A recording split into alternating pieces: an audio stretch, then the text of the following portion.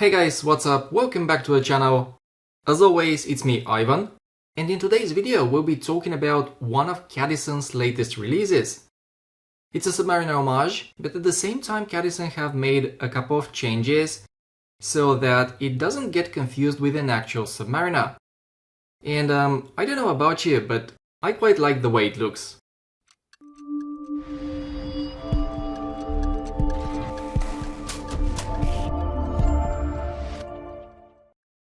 I bought this watch from the Cadisen official store on Aliexpress for €89, but right now we have the Aliexpress Choice Day promotion going on, plus the Aliexpress Double 11 sale is also around the corner, which means that you'll most likely be able to get it for a much better price than I did.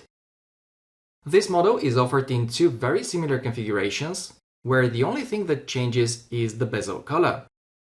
I went for the blue, but the black one doesn't look bad either. As always guys, I've left all the links and some discount codes in the description and comment section down below for you to check them out. Here is a quick look at the packaging. The watch arrives in this hard paper box and it's surrounded by protective foam so that it doesn't get damaged during shipping. There is also a cleaning cloth and a small screwdriver to help you out with resizing the bracelet. Finally, there is the usual paperwork as well, such as a user's manual and a warranty card. Now let's see what this watch is all about, and as always, the first thing I would like us to go through are the dimensions. This Cadisen has a case diameter of 41mm, the lug to lug is 48, but we do have male end links on the bracelet, and because of it you should expect it to wear a bit bigger. Then we've got the thickness, it's 14mm, and the lug width is 20. On my 17cm or 6.7 inch wrist, this model wears very nicely. I would say that due to the white dial it looks a bit bigger than it really is, so I hope you like watches with some wrist presence. Sized for me it weighs 146 grams, but it doesn't feel top heavy. And I actually find it pretty comfortable. There are a few sharp edges on the clasp, but those are not in contact with my skin, so I have no issues wearing this watch for long periods of time. Alright guys, next let's talk about the design and the build quality. As I said at the very beginning, this Cadisen is a Submariner Homage. The case, the bezel, and even the bracelet look extremely similar, which is perfectly fine with me, as this is a design that works. Most people will like it, and it's also a design that sells. In addition, to make things a bit more interesting, Cadisen have changed the dial a bit, but we'll talk more about that in a few moments. As far as the build quality goes, it's pretty decent. The watch feels very well built in the hand. It's made of 316L steel. The crystal is made of sapphire, and the bezel is ceramic. You also get a side screw-in crown and a screw-down case back, which result in a water resistance of 100 meters.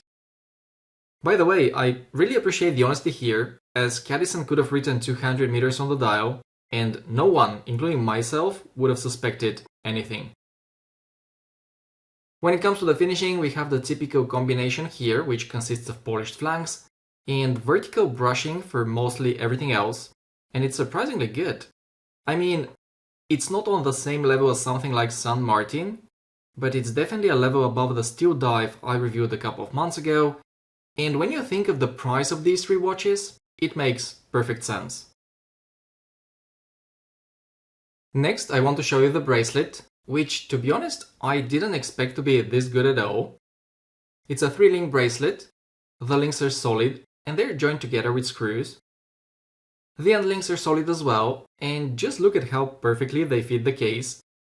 The tolerances are quite tight, and I find this very impressive considering how inexpensive this watch is.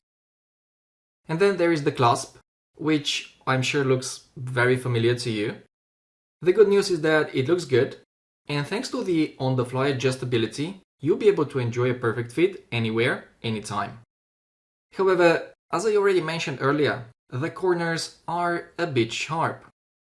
On the wrist, You don't feel them, but you should definitely keep it in mind, as they may scratch other surfaces, such as your desk or even laptop.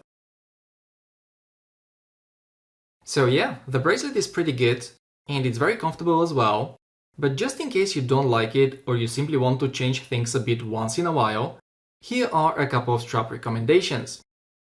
First of all, guys, I want to say that I used to be pretty much a NATO hater, and I've talked against NATO straps in quite a few videos. But then out of nowhere, I started to like them, and I've bought quite a few. Anyways, I think this blue one is a perfect match for this Cadisen, and I even dare say the watch feels even more comfortable on it than on the bracelet. I also tried this khaki golden sort of color, and it also looks quite nice. I mean, it doesn't look as nice as the blue one, but it kind of matches the color of the indices. And I don't know, feel free to tell me what you think, but I like it. Finally, I'm pretty sure this watch will look great on a rubber strap like this one. Unfortunately, this one is 22mm wide, so I can't try it on, but I think it will be a nice match. By the way, I put the link to all these straps somewhere in the description, so check them out if you want. Moving on, let's have a closer look at the dial. I called it white earlier, but it's actually very light silver-ish, and it has a bit of a metallic look to it. In my opinion, it looks good. It's a simple looking dial, but it's well executed, in the sense that the printing is sharp, and I don't see any imperfections. The most interesting part about it is without a doubt the handset, which is blue, and also the oversized hour markers. Well, this and the rehold, which is engraved with the branding Cadisen. For some people it may look tacky, but since this rehold is so tall, I think it doesn't look bad. Finally, at the 3 o'clock there is a date window with a printed frame, and although I prefer no date watches, I don't have any problems with the integration here. Guys, here's a quick look at the Lume.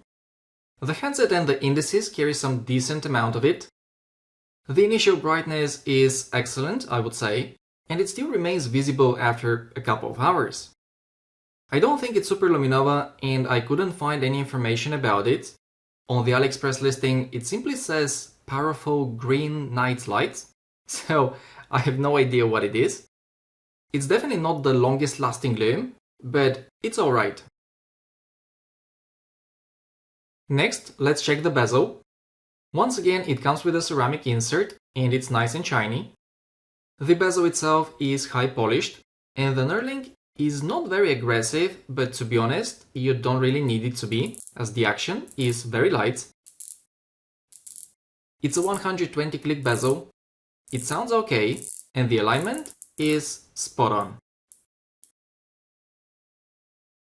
When it comes to the movement, as expected, this Cadisen houses a Seiko NH35 with its 24 jewels and 40 hours of power reserve. As you know, for the money, it's an exceptional movement that just runs great, especially the one that's in my watch. Now, for some reason, the first couple of days it ran 18 seconds fast today, but now that's been a week and it's settled down, in a dial-up position, fully wound, it's running only 3 seconds fast per day, which is pretty amazing, and I really hope that it continues to perform this way.